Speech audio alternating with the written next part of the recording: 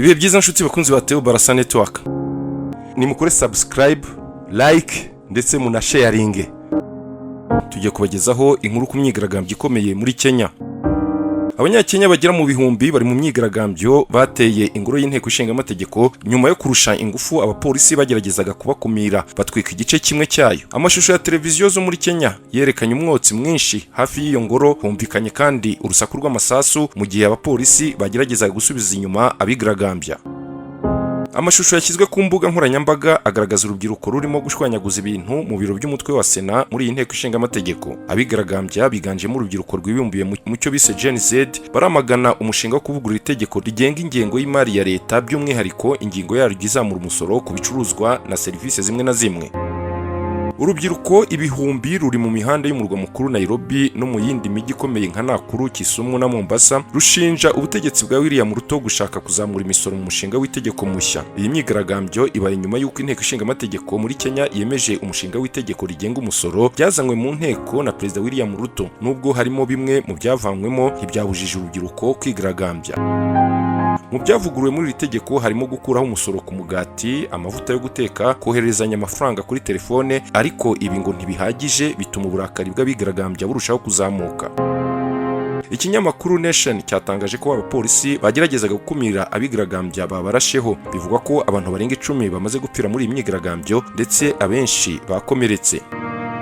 Kompanyi itwara abantu n'ibintu mu kirere ya Kenya Airways yateguje abakiriya bayo ko ingendo zayo zishobora gukererwa bitewe n'uko abigaragambya bafunze imihanda ijya ku kibuga cy'indege mpuzamahanga cyitiriwe Jomo Kenyatta. Umwe mu badepite ukomoka mu ntara Kisumu, Shaker Shabir, yatunguye benshi nawe arigaragambya azamura icyapa cyamaganira itegeko mu gihe ryatorwaga. Abasirikare bakorera mu kigo cya Kahawa na Langata boherejwe gufasha abapolisi gukumira abigaragambya nyuma yaho bangije zimwe mu nyubako zo muri Nairobi, by'umwihariko izo bakeka ko ari iz'abadepite bashyigikiye umushinga. Imyigaragambyo yaciye igikuba mu gihugu cyose yiganjemo urubyiruko ruri mu kiswe Gen Z rwavutse hagati y'umwaka w'1990 n'umwaka w'2021 bazengurutse igihugu bamagana uyu mushinga. Nyuma yaho abagize inteko batoye uyu mushinga, bigaragambya basabye Perezida William Ruto kutemera kuwushyiraho umukono kuko icyemezo cya nyuma cyatuma uhinduka itegeko niwe kiri mu maboko nk'umukuru w'igihugu. Hagati aho inama y'igihugu y'abepiskopi gatolika yagiriye inama Perezida Ruto yo kuganira n'abaturage kugira ngo bajye bagira uruhare mu byemezo bibafatirwa. Bagaragaje ko aribyo byatuma mu gihugu hagaruka ituze. Iyo myigaragambyo irimo kubera mu gihugu hose yateguwe n'abakoresha imbuga nkoranyambaga yatangiye tariki ya 18 z'ukwezi kwa gatandatu umwaka w'2024 ubwo guverinoma yateganyaga kugeza uyu mushinga mu nteko ishinga amategeko. Bagaragaje impungenge z'uko uzazamura ikiguzi cy'ubuzima bw'abaturage, bahamya ko basanzwe bagowe n'imibereho. Nubu iyi myigaragambyo irakomeje. Abigaragambya bari batangaje ko bazayihagarika tariki ya 25 z'ukwezi kwa gatandatu bamaze gufata inteko ishinga amategeko. Kuri iyi tariki binjiye mu nteko, abadepite barahunga bamenagura imodoka zabo ndetse ibirango byatumaga iterana nk'inteko ishinga amategeko barabitwara, ibindi barabitwika. Bivugwa ko abigaragambya tariki ya 27 z'ukwezi kwa gatandatu umwaka w'2024 bazajya gufata Perezidanse ya Kenya. Gusa igisirikare cya Kenya cyahawe amabwiriza akaze yo kuburizamo imigambi y'abigaragambya. Tugarutse ku bijyanye n'umushinga w'itegeko, bivugwa ko ikigamijwe muri uyu mushinga wo kuvugurura itegeko rigenga imari ni ukongera miliyari 2 na miliyoni 700 z'amadolari y'Amerika ku mafaranga Kenya yinjiza mu mwaka w'ingengo y'imari, bikayifasha kugabanya imyenda iva mu mahanga kuko kugeza ubu iyo ifite ingana na 68% by'umusaruro mbumbe w'igihugu, mu gihe banki y'isi n'ikigega mpuzamahanga cy'imari FMI bisaba ibihugu kutarenza 55%. Hagati y'inteko ishinga amategeko ya Kenya yateranye huti yemeza itegeko ry'uburenganzira umugaba mukuru w'ingabo za Kenya kujya gufasha abapolisi guhangana n'abigaragambya bamagana itegeko ry'umusoro. Bisobanuye ko abasirikare batangiye kwitabazwa ngo batatanya abigaragambya. Ikinyamakuru Daily Nation cyo muri Kenya kiravuga ko imyigaragambyo irimo kuba mu ntara 30 kuri 47 zigize Kenya.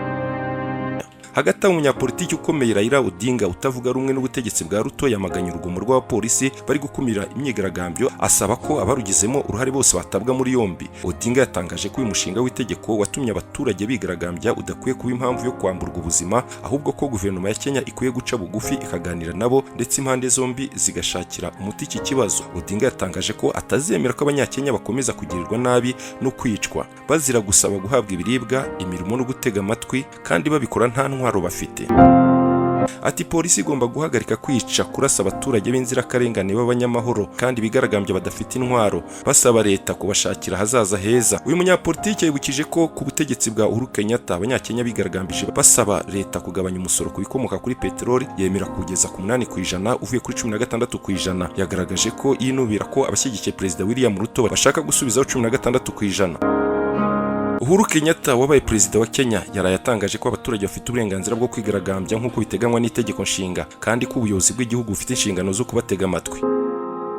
Umunyamabanga mukuru w'umuryango w'abibumbye Antonio Guterres yasabye ubuyobozi bwa Kenya guhagarika guhohotera abigaragambya, asaba abigaragambya kubikora mu mahoro. Leta Zunze Ubumwe za Amerika zasabye ko ibirimo kubera muri Kenya bikwiye guhoshwa mu ituze. Mu minsi mike ishize Perezida William Ruto yavuze ko ubutegetsi bwe bwifuza kuganira n'urubyiruko bukumva impungenge zabo. Urubyiruko rwigaragambya rukomeje gusaba ko iri tegeko ryose uko ryakabaye riteshwa agaciro atari ukuvanamo ingingo zimwe na zimwe. Nta nshuti bakunzi ba Barashaka Network dusoreje, mukomeze kugira ibihe byiza. Nimukore subscribe, like ndetse munasharinge.